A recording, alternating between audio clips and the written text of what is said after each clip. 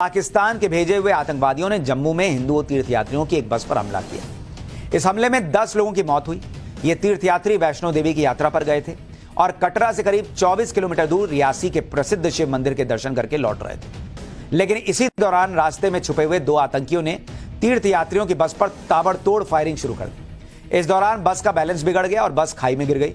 इसके बाद भी आतंकी लोगों पर फायरिंग करते रहे। आप देखिए कि पाकिस्तान ने इस आतंकी हमले के लिए वही वक्त चुना जब पीएम मोदी शपथ ले रहे थे। ऐसा पाकिस्तानी आतंकियों ने क्यों किया, इसके बारे में आगे बताऊंगा, लेकिन इससे पहले यह समझिए कि हमला हुआ कैसे। कल यानी 9 जून को शाम करीब 6:15 बजे भक्तों से भरी हुई बस रियासी के शिवखोड़ी मंदिर से कटरा लौट रही थी। रियासी शहर को पार करने के बाद घने जंगलों के बीच अचानक ही गोलियों की बौछार शुरू हो। चश्मदीदों के मुताबिक इस हमले में 2 आतंकी शामिल थे, जिसमें एक आतंकी बस के सामने की तरफ से और दूसरा आतंकी साइड से फायरिंग कर रहा था।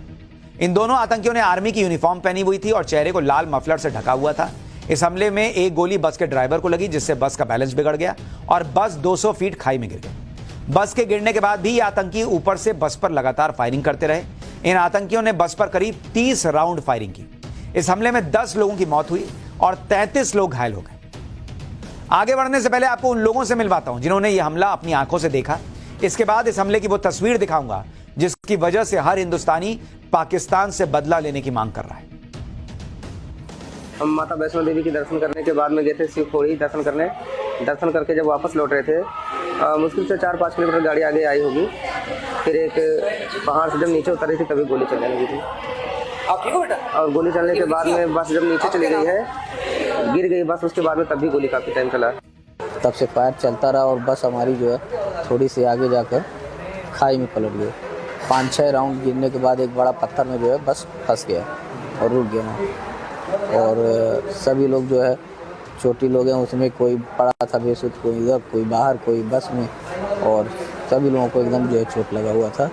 और फायर होता रहा, तब भी जो है 10-15 मिनट तक और फायर हुआ। पर में 4 लोग थे। हिंदू तीर्थयात्रियों पर हुए इस हमले में आतंकियों ने छोटे छोटे बच्चों को भी नहीं छोड़ा। इस हमले में जयपुर के रहने वाले 2 साल के लिवांश सैनी की मौत हो गई। 2 साल का बच्चा। लिवांश के पिता को भी गोली लगी, जिनका कटरा के अस्पताल में इलाज चल रहा है। यह 2 साल का बच्चा अस्पताल भी नहीं पहुंच पाया, इसके पहले ही इसकी मौत हो गई। इस हमले में कई और बच्चे भी बुरी तरह से घायल हो गए, जिनका अभी जम्मू के अस्पताल में इलाज चल रहा है। इन तस्वीरों को देखकर देश भर के लोगों में बहुत गुस्सा है, बहुत दुख है। देश का हर नागरिक इन आतंकियों का फाइनल हिसाब मांग रहा है। इसलिए आतंकियों, पुलिस और आर्मी रियासी से लेकर कटरा के जंगलों में इन आतंकियों को ढूंढ रही है। आगे बढ़ने से पहले आपको वो जगह भी दिखाता हूं जहां यह आतंकी हमला हुआ। कटरा से रियासी के शिवखोड़ी मंदिर का करीब 25 किलोमीटर का रास्ता है। वो देखिए, वो शिवखोड़ी मंदिर और इधर कटरा, बीच में उधर देखिए वैष्णो देवी। कटरा के ऊपर ही पहाड़ पर वैष्णो देवी का मंदिर है। ये लोग शिवखोड़ी से कटरा लौट रहे थे और शाम 6 बजे के आसपास ये बस जैसे ही शिवखोड़ी मंदिर से निकलकर रियासी कस्बे को पार कर रही थी, वैसे ही जंगल में छिपे हुए इन आतंकियों ने हमला किया। जिस वक्त हिंदू तीर्थयात्रियों पर यह आतंकी हमला हुआ, उस वक्त वहां कैसी खौफनाक हालत रही होगी, यह समझने के लिए हमारे रिपोर्टर प्रदीप दत्ता की एक ग्राउंड रिपोर्ट दिखाता हूं। फिर आपको बताता हूं कि पाकिस्तान का नाम इस मामले में क्यों आ रहा है। आप देख सकते हैं, ये वो बदनसीब बस है जिसे कल आतंकवादियों ने टारगेट किया था। कल 6:10 के करीब ये बस शिवखोड़ी से कटरा की ओर जा रही थी। जैसे ही त्रियाट के पास पहुंचती है, आतंकवादी जो कि एक नाले में छुपे हुए थे, घात लगाकर उन्होंने हमला किया और ताबड़तोड़ फायरिंग करते रहे और 35 के करीब उन्होंने राउंड फायर किए, और जिसकी वजह से आप देख सकते हैं कि एक गोली जो है ड्राइवर को लगी और ये बस आके नीचे 150 फुट नीचे खाई में गिर गई। अभी मैं आपको दिखा सकता हूं कि मौत का खेल कैसे इन आतंकवादियों ने खेला। ये देख सकते हैं कि गोलियों के निशान, किस तरीके से गोलियां इस बस को लगी। यहां पे आप देख सकते हैं पूरे छल्ली कर दिया इस गोलियों ने। एक गोली यहां से घिसटते हुई यहां पे आप देखिए पूरी तरह से अंदर छेद कर दिया है, और अंदर जो यात्री सवार थे, जिसमें 9 के करीब की जान चली गई और 33 के करीब जो है घायल हुए हैं। बस में गोलियों के निशान और बस की हालत यही बताने के लिए काफी है कि उस वक्त उन श्रद्धालुओं पर क्या बीती होगी। यह भी समझिए कि इस आतंकी हमले में पाकिस्तान का नाम आ क्यों रहा है। दरअसल जिन 2 आतंकियों का इस हमले में नाम आ रहा है, वो दोनों ही आतंकी पाकिस्तान के आतंकी संगठन के लिए काम करते हैं।